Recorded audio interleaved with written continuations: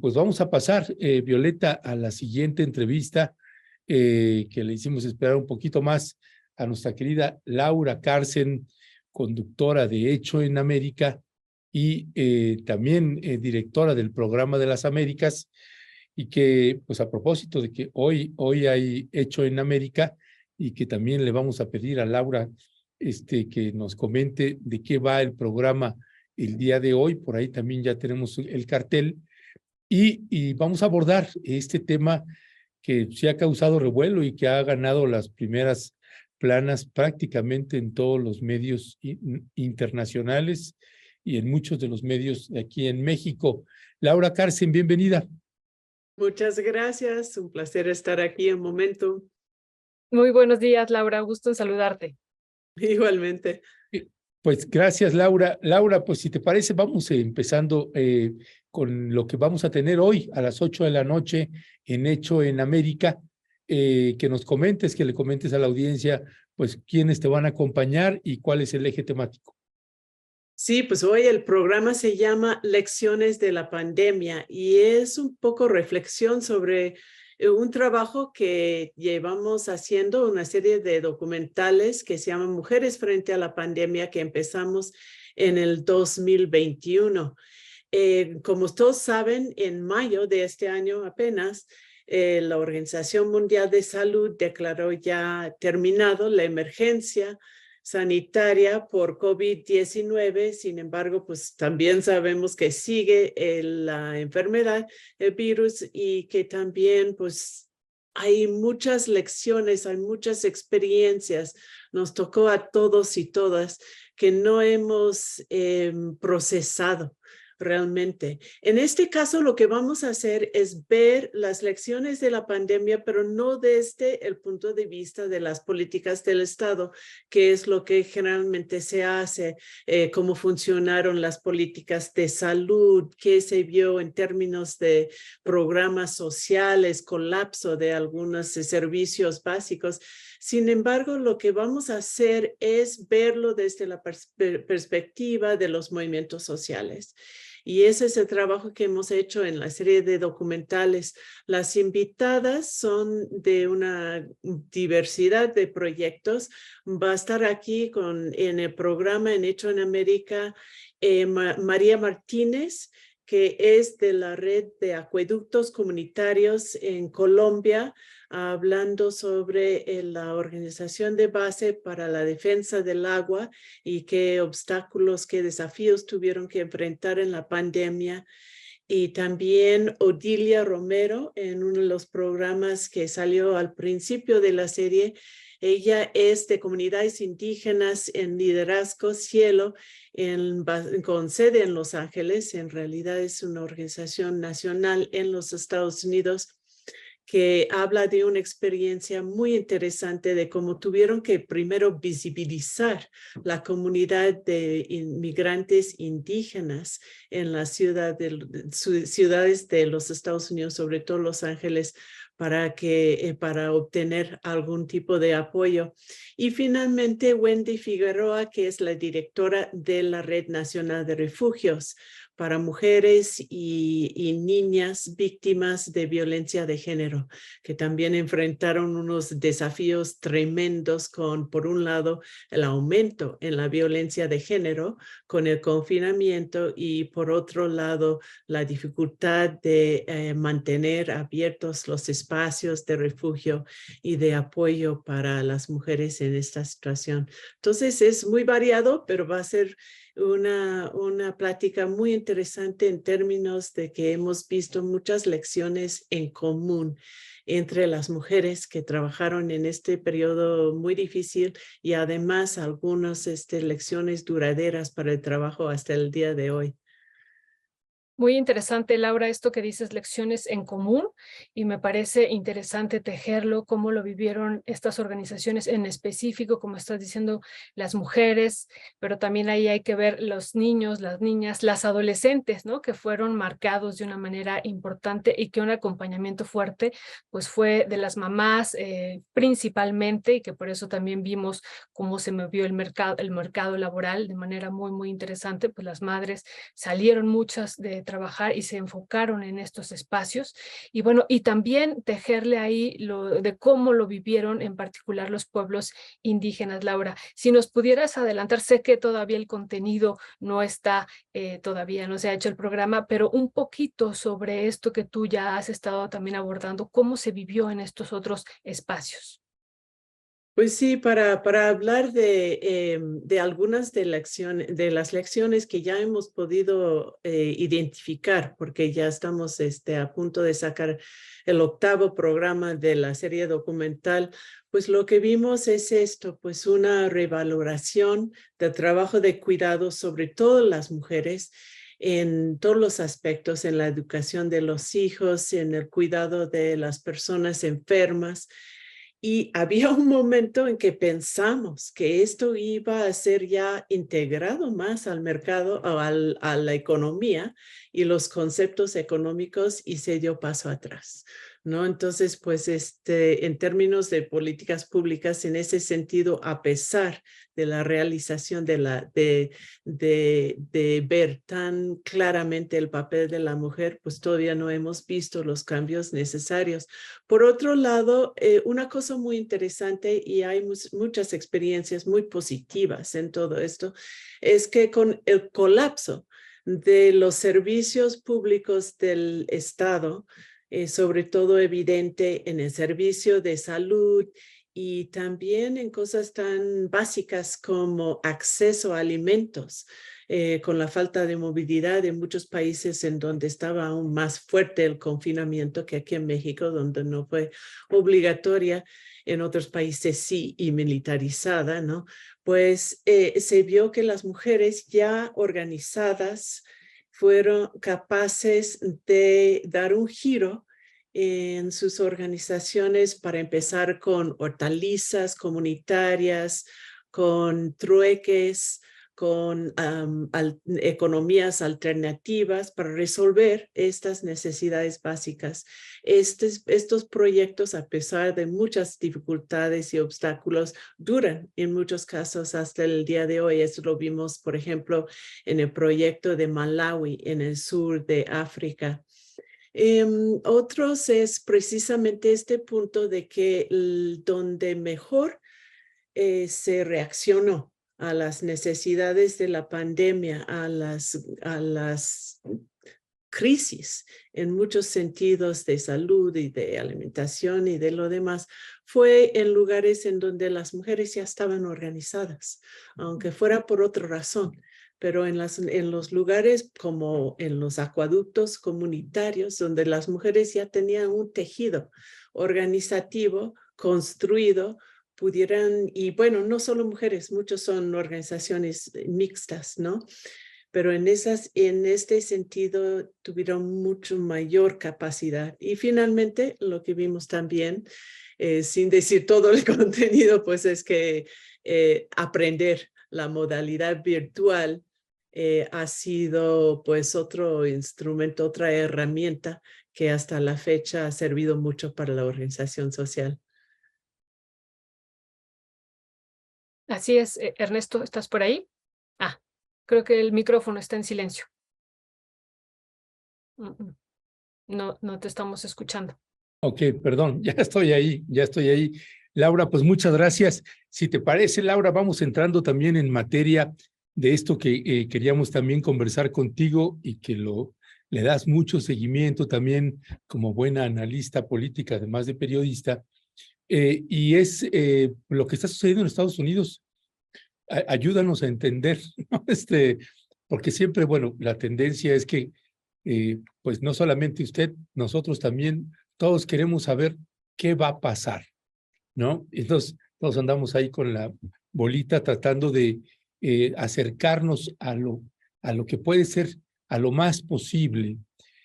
Hay un juicio contra Donald Trump y este juicio, pues se le ha asignado un fiscal, este fiscal Jack Smith, un fiscal duro, que de por sí ya estaba asignado en el seguimiento también de pues la conducta del expresidente Donald Trump a la hora de sustraer documentación muy relevante, muy importante y que pues estaba en su casa. Estaba en su casa y ahora parece ser que se amplía pues ya las denuncias que tendrían implicaciones pues de cárcel para el presidente Donald Trump. Hace algunos años, me acuerdo, se planteaba eso no va a pasar, nada más es parte del show y simple y llanamente no lo van a tocar. Aquí con este fiscal parece ser que pues esto pinta donde parece que se abre la posibilidad de que sí pueda ser enjuiciado y, bueno, que ya lo está haciendo, y sentenciado, que podría ir de cárcel de 10 a 20 años de prisión. Pero por el otro lado, pues sigue siendo el candidato predilecto de los republicanos para la contienda electoral que se avecina, y en la encuesta que hacía el New York Times, pues hay empate técnico. Así que, pues cuéntanos, Laura, ¿qué va a pasar acá?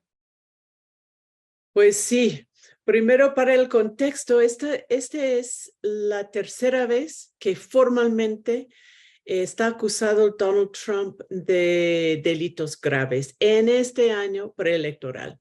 Primera vez de haber pagado a un examante para su silencio, ¿no? Que tenía un aspecto electoral porque fue en el contexto preelectoral. La segunda vez, por haber sustraído documentos clasificados oficiales de la Casa Blanca cuando perdió las elecciones, documentos que encontraron en su mansión en Mar-a-Lago, en Florida. Esto se va profundizando también, pues, con más documentos, con más implicaciones en ese caso. Y ese de alguna manera es el caso más grave, porque son cargos que tienen que ver con la toma del Capitolio el 6 de enero. Los cargos, y creo que vale la pena ver cómo la traducción de qué son 4 cargos de delitos graves, felonies, como dicen en Estados Unidos, que es la clasificación más alta de los delitos. Y el primero es conspiración para defraudar a los Estados Unidos mediante el uso de la deshonestidad, el fraude y el engaño para perjudicar, obstruir y derrotar la función legal del gobierno federal, mediante la cual el gobierno federal recopila, cuenta y certifica los resultados de las elecciones presidenciales. Allí lo que vemos es que el fiscal, el gran jurado, está diciendo es que tocó un nervio en todo el sistema de los Estados Unidos. O sea que si en la ambición política una persona empieza a socavar todo lo que es la institución democrática, lo ven como un delito grave y como una ofensa bastante fuerte a toda la población. Luego vemos que no toda la población lo ve así. El segundo y el tercero tiene que ver con conspiración para obstruir e impedir corruptamente el procedimiento del Congreso del 6 de enero en el que se cuentan y certifican los resultados recogidos de la elección presidencial. Pues allá lo mismo, es el mismo 6 de enero, recordamos el discurso de Donald Trump en que seguía repitiendo las declaraciones falsas de fraude y de que había ganado las elecciones. Y finalmente, conspiración contra el derecho a votar y contar su voto. Entonces, estos son los cargos que van al corazón del sistema democrático en los Estados Unidos. Y Trump, por supuesto, ha respondido negando todos los cargos. Su tweet dice: esta acusación sin precedentes de un expresidente, y pone entre paréntesis, muy exitoso con exclamatorio, y el principal candidato por lejos, tanto en el Partido Republicano como en las elecciones generales de 2024, ha despertado al mundo a la corrupción, el escándalo y el fracaso que ha tenido lugar en los Estados Unidos durante los últimos 3 años. Parte del caso depende de una pregunta, pues de un punto que es si Donald Trump decía que había ganado las elecciones por ignorante o por mentiroso. Claramente el fiscal está diciendo que por mentiroso. Lo que llama la atención es que pues ninguno de los dos es una cualidad que uno quiere en un presidente, pero en esto está la población. Pasando al otro tema, que sí, la encuesta a un año y poco más de un año y 3 meses de la elección el 7 de noviembre del año que entra, tiene a los dos candidatos, Joe Biden, casi seguramente el candidato para el Partido Demócrata, porque no hay otro, y Donald Trump, empatados con 43% del voto. El Donald Trump lo tiene casi seguro, según se ve en este momento. La candidatura del Partido Republicano está como 68.6, dice la encuesta, por encima de su mayor rival, que es Ron DeSantis, que tiene, o sea que él tiene 68.6 y Ron DeSantis tiene 31.4 de las preferencias en ese momento. Yo creo que hay muchas cosas que no entendemos, pero lo más importante es esto, es cómo es posible que un sector, una porción tan grande, casi la mitad de la población, puede aceptar ese tipo de comportamiento, no solo de un ciudadano, sino de un ciudadano que quiere ser otra vez presidente de la República. Las encuestas están diciendo que 70% de los republicanos dicen falsamente que la victoria de Biden en el año 2020 fue ilegítima, y también piensan que Donald Trump no ha cometido ningún delito grave. En otras palabras, la evidencia no les importa. Y bueno, pues lo otro que es impresionante es que en términos legales no hay ninguna restricción de ser candidato a la presidencia de los Estados Unidos una persona que ha sido no solo acusado, sino sentenciado a un delito grave, un felony, como digo en la terminología de allá. No existe una restricción. Si vemos el caso de Brasil, Bolsonaro, en circunstancias parecidas, pero Bolsonaro no dio un discurso diciendo que había ganado, hizo algunas declaraciones, está ahora deshabilitado para ser candidato, para participar en la política hasta el año 2030. En Estados Unidos no pasa nada. Entonces, en eso estamos, en ese momento. Gracias, Laura. Laura, ¿esta situación de estos nuevos cargos aumentan la popularidad de Trump? Porque, bueno, vemos que va creciendo y pareciera que esto lo va, pero ¿cuál es tu valoración? Y lo otro, Laura, vemos también que está habiendo pues varias situaciones económicas no favorables para Estados Unidos, bueno, para el mundo, pero para Estados Unidos en particular. ¿Cuál sería el impacto que está teniendo? Por ejemplo, hoy vemos en varios diarios que pues hasta los poderosos caen y Estados Unidos está siendo calificado o se le está reduciendo la calificación de AAA a AA más en términos de la situación de la deuda, que es un tema que ya tiene Estados Unidos arrastrando desde hace varios años. ¿Y esto tiene algún impacto electoral, Laura? Sí, en la primera pregunta es muy pronto para saber si estos últimos cargos tendrán un impacto porque salieron hace poco. Lo que sí sabemos es que se ha consolidado su posición en las encuestas, en las preferencias, en el Partido Republicano, a partir del anuncio y de las investigaciones con los otros cargos. Entonces, es muy probable que sí puede consolidar su postura y es muy ágil para manipular todo como una cacería de brujas, ¿no? Y como parte de una conspiración, no la suya, que está acusado, sino la conspiración del poder ahora el Partido Demócrata para deshacerse del héroe Donald Trump. Es su narrativa. En el otro, casi siempre, históricamente, cuando hay problemas en la economía, es ese presidente actual, ¿no? Que tiene que sufrir las consecuencias.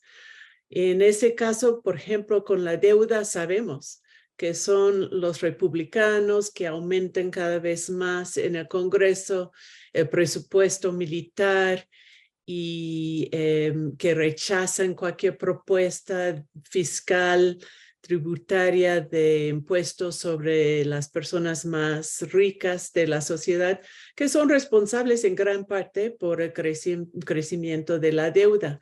Estamos enfrentando una situación de un dólar débil, pues una situación global incierta. Y pues hay que ver cómo pasa, pero sí, desgraciadamente, a pesar de explicar los orígenes de las debilidades económicas que pueden estar en otra parte, ese presidente que va por la reelección que sufre un poco más estas consecuencias. Hay otros índices que no están tan malos, pues el empleo, pues están los proyectos de infraestructura, que muchos no nos gustan mucho, pero pues ahí están. Hay otras cosas que el Partido Demócrata puede señalar, pero si llega a un punto en que en la economía global, la debilidad que tienen los Estados Unidos en el contexto internacional tenga más impacto en los ciudadanos y las ciudadanos, pues esto sí podría perjudicar al Partido Demócrata y pues posiblemente a otros actores, pero pues hay que ver cómo sigue la situación. El micrófono, Ernesto. Ok, gracias Laura, perdón, ya activé el micrófono.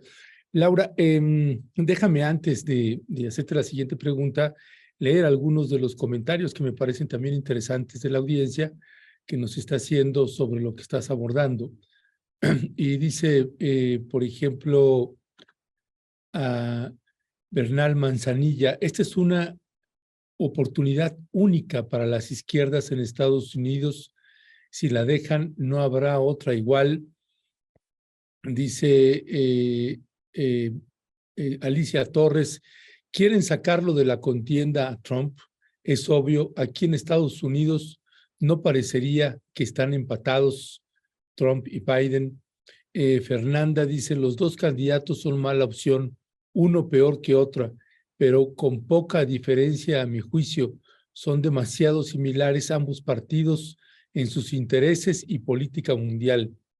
Diego CL, en Estados Unidos no hay opción de izquierda, solamente grupos que están,